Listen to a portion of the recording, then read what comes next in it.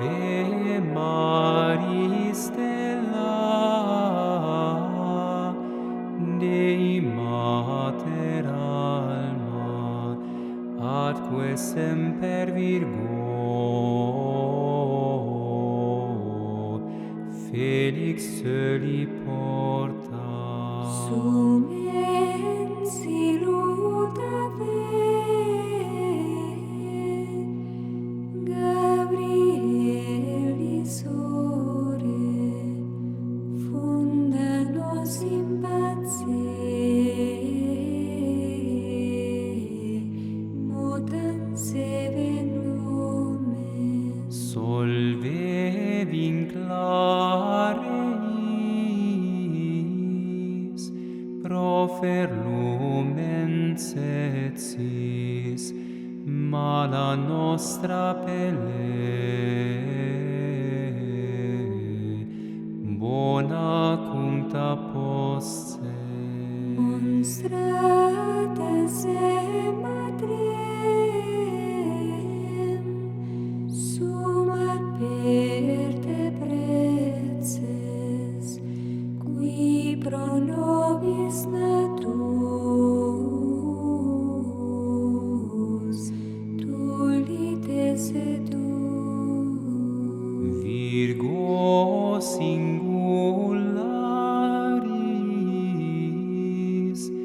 inter omnes mitis, nos culpi solutos, mites facet castos. Itam presta puram, iter para totum, ut videntes Iesum,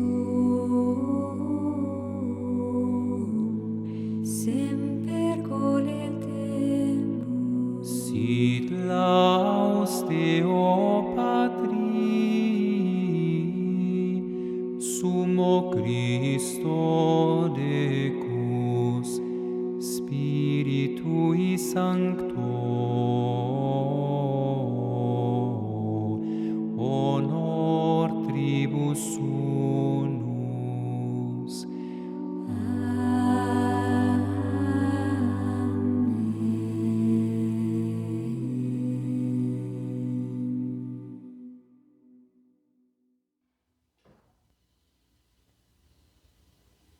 O livre-arbítrio, por São Tomás de Aquino. Tradução e notas de Paulo Fontanã e Bernardo Veiga. Editora Edipro, canal Le Conde. Questiones disputate de veritate. Questão 24, artigo 4º. Quarto. Pergunta-se se o livre-arbítrio é uma potência ou não. E parece que não. Argumentos. Com efeito, o livre-arbítrio, segundo Agostinho, é uma faculdade da vontade e da razão. Ora, a faculdade é dita uma potência fácil. Logo, como a faculdade da potência provém do hábito, porque, segundo Agostinho, o hábito é aquilo pelo qual alguém pode agir de modo fácil, parece que o livre-arbítrio é um hábito. Além do mais, certas operações são morais, outras naturais. Ora, a faculdade que se refere às operações morais é um hábito, como é claro acerca das virtudes morais.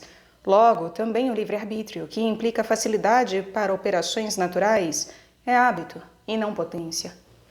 Além do mais, segundo o filósofo no livro 2º da Física, se a natureza construísse um navio, o construiria à maneira como se constrói pela arte. Logo, a facilidade natural é da mesma condição da qual é a facilidade que se faz pela arte. Ora, a facilidade que se faz pela arte é certo hábito adquirido por operações, como é claro nas virtudes morais, de modo que dizemos que por arte se faz tudo isso que se faz pela razão. Logo, também a faculdade ou a facilidade natural, que é o livre-arbítrio, será certo hábito. Além do mais, segundo o filósofo no livro 2º da Ética, os hábitos são aqueles pelos quais nós agimos de alguma maneira, mas as potências são aquelas coisas segundo as quais agimos absolutamente. Ora, o livre-arbítrio nomeia não apenas isso pelo qual agimos, mas também isso pelo qual, de algum modo, agimos, a saber, livremente. Logo, o livre-arbítrio nomeia o hábito. Mas poder-se-ia dizer que, quando se diz que o hábito é aquilo pelo qual agimos, deve-se entender bem ou mal. Mas, ao contrário, aquilo que é da noção de hábito é comum a todo hábito. Ora, agir bem e mal não é comum a todo hábito, pois os hábitos especulativos não se referem ao bem ou ao mal, como se diz. Logo, agir bem ou mal não é da natureza do hábito. Além do mais, isso que se move pelo pecado não pode ser a potência, mas o hábito. Ora, o livre-arbítrio é removido pelo pecado, porque, como diz Agostinho, o homem que usa mal o livre-arbítrio perde-o e a si mesmo. Logo, o livre-arbítrio é um hábito e não uma potência. Mas poder-se-ia dizer que as palavras de Agostinho se entendem da liberdade da graça, que é pelo hábito. Mas, ao contrário, o hábito da graça, segundo Agostinho, nada usa mal. Logo, o livre-arbítrio pelo qual alguém usa mal não pode ser entendido como a liberdade da graça. Além do mais, Bernardo diz no livro sobre o livre-arbítrio que o livre-arbítrio é o hábito da alma livre de si, e assim o mesmo que antes. Além do mais, é mais fácil passar ao ato do conhecimento do que ao ato da operação. Ora, às potências cognoscitivas se lhes deu algum hábito natural, a saber, o entendimento dos princípios, que está no máximo do conhecimento. Logo também às potências operativas ou motoras se lhes é dado algum hábito natural. Logo, como o livre-arbítrio tem o lugar supremo nas potências motoras, vê-se que é hábito, ou potência aperfeiçoada pelo hábito. Além do mais, a potência não se restringe a não ser pelo hábito. Ora, a vontade e a razão se restringem no livre-arbítrio, pois a vontade é acerca do possível e do impossível. Porém, o livre-arbítrio não é acerca do impossível. De modo semelhante, a razão é tanto dessas coisas que estão em nós, quanto dessas coisas que não estão em nós. Mas o livre-arbítrio só é dessas coisas que estão em nós. Logo, o livre-arbítrio nomeia um hábito. Além do mais, assim como a potência nomeia algo acrescentado à essência, assim uma faculdade diz algo acrescentado à potência. Ora, o que se acrescenta à potência é o hábito. Logo, como o livre-arbítrio é uma faculdade, parece que é um hábito. Além do mais, diz Agostinho que o livre-arbítrio é um movimento da alma vital e racional. Ora, o movimento nomeia o ato. Logo, o livre-arbítrio é um ato, e não uma potência. Além do mais, o juízo, segundo Boécio, é o ato do que julga. Contudo, o arbítrio não é o mesmo que o juízo. Logo, o arbítrio também é ato. Ora, isso que se acrescenta ao livre não muda o gênero do ato, porque são ditos atos livres os que estão no poder do agente. Logo, o livre-arbítrio é um ato, e não uma potência. Além do mais, segundo Agostinho no livro sobre a Trindade, aquilo que excede seu sujeito se insere em algo essencialmente ou acidentalmente. Por isso, prova que o amor e o conhecimento se inserem na mente essencialmente, porque a mente não apenas ama e conhece a si mesma, mas também as outras coisas. Contudo, o livre-arbítrio se estende para além do sujeito, porque a alma age livremente nessas coisas que estão fora dela. Logo, o livre-arbítrio se insere essencialmente na alma, e assim não é uma potência, pois as potências se acrescentam à essência. Além do mais, nenhuma potência passa ao ato por si mesma. Ora, o livre-arbítrio passa a si mesmo ao ato quando quer. Logo, o livre-arbítrio não é uma potência. Ao contrário. Segundo o filósofo no livro 2º, capítulo 5 da Ética, 3 coisas há na alma: potência, hábito e paixão. Contudo, o livre-arbítrio não é uma paixão, pois está na parte superior da alma. Porém, a paixão e a capacidade de padecer algo existem apenas na parte sensitiva. De modo semelhante, não é um hábito, porque o livre-arbítrio é sujeito da graça, pois se refere à graça, segundo Agostinho, como o cavalo ao cavaleiro. Porém, o hábito não pode ser sujeito de outro hábito. Logo, resta que o livre-arbítrio seja uma potência. Além do mais, parece que entre a potência e o hábito há distância, pois a potência se refere aos opostos, mas pelo hábito se determina a um deles. Ora, o livre-arbítrio nomeia o que se refere aos opostos, de nenhum modo é determinado a um deles. Ora, o livre-arbítrio nomeia o que se refere aos opostos, e de nenhum modo é determinado a um deles. Logo, o livre-arbítrio é uma potência e não um hábito. Além do mais, diz Bernardo, remova o livre-arbítrio e não há o que se salve. Ora, o que se salva é a alma, ou a potência da alma. Logo, o livre-arbítrio, como não é a alma, porque pertence apenas à parte superior, resta ser uma potência. Além do mais, o mestre diz no livro 2 das Sentenças: aquela potência da alma racional, pela qual se pode querer o bem ou o mal, e se discerne um a um, chama-se livre-arbítrio. E assim o livre-arbítrio é uma potência.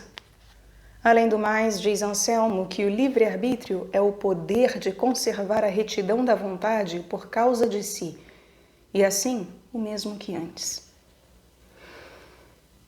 Respondo dizendo que o livre-arbítrio, se considerado o significado da palavra, nomeia um ato. Mas, pelo uso comum de falar, deve-se considerar que signifique aquilo que é o princípio de um ato. Com efeito, quando dizemos que o homem tem livre-arbítrio, não entendemos que julgue livremente com um ato, mas que tenha em si mesmo algo de onde possa julgar livremente. Por isso, se este ato que é julgar livremente tem em si algo que exceda o poder da potência, então se chamará livre-arbítrio, o hábito ou a potência pelo hábito aperfeiçoado. Assim como irar-se moderadamente diz algo que excede a faculdade irascível, pois o irascível não pode moderar a si mesmo a paixão da ira, a não ser que seja aperfeiçoado por algum hábito, segundo o qual imprima nele a moderação da razão. E de fato, se julgar livremente não implica em si algo que exceda o poder da potência, o livre-arbítrio não nomeará senão a potência absolutamente. Como irar-se não excede o poder da potência irascível? Por isso, seu próprio princípio é a potência, e não o hábito. Contudo, consta que julgar, se nada acrescenta, não excede o poder da potência. Por isso que, pela própria natureza, o ato de alguma potência, a saber, da razão, existe sem requerer algum hábito acrescentado. No entanto, isso que se acrescenta livremente, de modo semelhante, não excede o poder da potência. Pois, segundo isso, se diz que alguém realiza livremente o que está no poder de quem faz. Contudo, estar algo no nosso poder insere em nós segundo alguma potência, não, porém, segundo algum hábito, a saber, pela vontade. É por isso, o livre-arbítrio não nomeia o hábito, mas a potência da vontade ou da razão. Uma de fato em relação à outra. Assim, o ato da eleição procede de um em relação a outro, segundo isso que diz o filósofo no livro 6 da Ética, que a eleição é o apetite intelectivo, ou é o intelecto apetitivo. É claro também, pelo dito, que alguns foram movidos a sustentar que o livre-arbítrio é um hábito. Com efeito, alguns sustentaram isso porque o livre-arbítrio acrescenta à vontade e à razão, a saber, a ordenação de uma em relação à outra. Ora, isso não pode ter natureza de hábito, tomado propriamente o nome de hábito, pois o hábito é certa qualidade, segundo a qual a potência se inclina ao ato. Outros, de fato, disseram que o livre-arbítrio é uma potência habitual, considerando a facilidade pela qual julgamos livremente. Mas isso, como já foi dito, não excede a noção de potência. Respostas aos argumentos. Respondo dizendo que algo se diz fácil de dois modos. Por causa da remoção do impedimento. Outro, pelo acréscimo de um auxílio. Portanto, a facilidade que pertence ao hábito é por acréscimo de um auxílio, pois o hábito inclina a potência ao ato. Contudo, essa facilidade não nomeia o livre-arbítrio, porque, enquanto é por si, não se inclina a um mais do que a outro, mas nomeia a facilidade que é por remoção do impedimento, porque o livre-arbítrio não é impedido pela própria operação que o coage. Portanto, a facilidade que pertence ao hábito é por acréscimo de um auxílio, pois o hábito inclina a potência ao ato. Contudo, essa facilidade não nomeia o livre-arbítrio, porque, enquanto é por si, não se inclina a um mais do que a outro, mas nomeia a facilidade que é por remoção do impedimento, porque o livre-arbítrio não é impedido pela própria operação que o coage. E por isso Agostinho chamou propriamente o livre-arbítrio faculdade e não facilidade, porque a faculdade parece que implica isto, que algo esteja no poder de quem tem a faculdade. Respondo dizendo de modo semelhante ao segundo e ao terceiro, que procedem da facilidade do hábito. Respondo dizendo que no ato podem se considerar dois modos. Que pertence à noção do hábito, como quando alguém atua bem ou mal. Outro, que pertence à noção de potência, como conhecer imaterialmente convém ao intelecto pela mesma natureza da potência. Portanto, o modo que implica isso, que chamo julgar livremente, não pertence a algum hábito acrescentado, mas à própria noção de potência, como foi dito. E por isso, é clara a solução para o quinto. Respondo dizendo que o homem, usando o mal do livre-arbítrio, não o perde totalmente, mas em relação a algo. Porque, depois do pecado, não pode estar sem pecado, assim como podia antes do pecado. Respondo dizendo que, ainda que ninguém possa usar mal a graça, porém, se tem o livre-arbítrio, alguém também pode usar mal a graça. Enquanto dizemos que se usa mal o que é princípio do mau uso, como a potência ou hábito. Contudo, se dizemos que algo se usa mal como objeto de uso, assim acontece também quando se usam mal as virtudes e a graça, como é claro naqueles que se orgulham das virtudes. Respondo dizendo que Bernardo toma impropriamente o hábito por qualquer facilidade. Respondo dizendo que alguma potência carece de hábito por duas razões. Primeira, de fato, porque a operação que é tomada pela potência excede o poder da potência, ainda que não exceda o poder de toda a natureza humana. Segunda, porque excede o poder de toda a natureza. E esta segunda maneira, porque excede o poder de toda a natureza, todas as potências da alma carecem de hábitos segundo os quais exerçam atos meritórios, sejam afetivos ou intelectivos, porque nesses atos não podem acrescentar senão os hábitos da graça. Contudo, no primeiro modo, o intelecto carece de hábito. Primeiro modo, porque a operação que é tomada pela potência excede o poder da potência, ainda que não exceda o poder de toda a natureza humana. Então, contudo, no primeiro modo, o intelecto carece de hábito, porque não se pode entender algo senão se tomar isso pela espécie inteligível. Por isso é necessário que se acrescente a espécie inteligível em quem o intelecto passa o hábito, mas das espécies surge alguma ordem ao hábito. E pela mesma razão, os apetites inferiores, a saber, o irascível e o concupiscível, requerem dos hábitos pelos quais se aperfeiçoam com as virtudes morais. Com efeito, o fato de que os atos deles sejam moderados não excede a natureza humana, mas excede o poder das ditas potências. Por isso, é necessário que isso que é próprio da potência superior, a saber, da razão, imprima-se nelas, e o mesmo sinal da razão aperfeiçoa formalmente as virtudes morais nas potências inferiores. No entanto, a afetiva superior não requer algum hábito desse modo, porque tende naturalmente até o bem connatural, assim como no próprio objeto. Por isso, para que se queira o bem, não se requer senão que se lhe mostre pela potência cognoscitiva. E por isso os filósofos não colocaram na vontade qual hábito, nem natural, nem adquirido. E por isso os filósofos não colocaram na vontade qual hábito, nem natural, nem adquirido. Mas colocaram a prudência na razão para dirigir nas coisas realizáveis, e a temperança e a fortaleza e as outras virtudes morais no irascível e no concupiscível. Mas, segundo os teólogos, coloca-se na vontade o hábito da caridade por causa dos atos meritórios. Respondo dizendo que esta restrição da razão e da vontade não se realiza por algum hábito acrescentado, mas pela ordenação de uma potência a outra. Respondo dizendo que a faculdade que é por inclinação de um hábito acrescenta na potência algo que é distinto da natureza, a saber, o hábito. Ora, a faculdade que é por remoção da coação acrescenta uma natureza determinada à potência, que, porém, pertence à mesma natureza, como a diferença que se acrescenta ao gênero pertence à natureza da espécie. Respondo dizendo que Agostinho define o livre-arbítrio pelo próprio ato, porque as potências são conhecidas pelos atos. Por isso, aquela atribuição não é essencial, mas causal.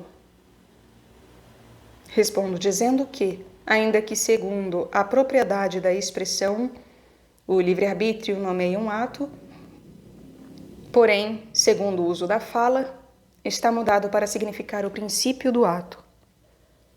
Ainda que segundo a propriedade da expressão, o livre-arbítrio nomeie um ato, porém, segundo o uso da fala, está mudado para significar o princípio do ato. Respondo dizendo que o conhecimento e o amor, podem ser comparados com a mente de dois modos. De um modo, como ao amante e ao cognoscente. E assim, não excedem a mesma mente, nem se afastam dos outros acidentes pela semelhança. De outro modo, podem ser comparados com a mente como a coisa amada e conhecida. Amante e cognoscente, amada e conhecida. E assim, amada e conhecida, excedem a mente, porque a mente não só se ama e se conhece, mas também as outras coisas, e assim afastam-se dos acidentes por semelhança. Pois os outros acidentes, segundo aquilo pelo qual se comparam ao sujeito, não se comparam a algo externo, mas agem se comparam ao externo inserido no sujeito. De fato, o amor e o conhecimento se comparam de algum modo ao sujeito e a essas coisas que são externas, ainda que de algum modo por ele se comparam só ao sujeito. Logo, não é necessário que deste modo o amor e o conhecimento sejam essenciais à mente, a não ser que a mente se conheça e se ame por sua essência. Respondo dizendo que o argumento procede em relação à potência passiva do ser, como ocorre na matéria primeira, que não é levada por si mesma ao ato. Porém, não se aplica à potência operativa, como é o livre-arbítrio, que é levada ao ato pelo objeto.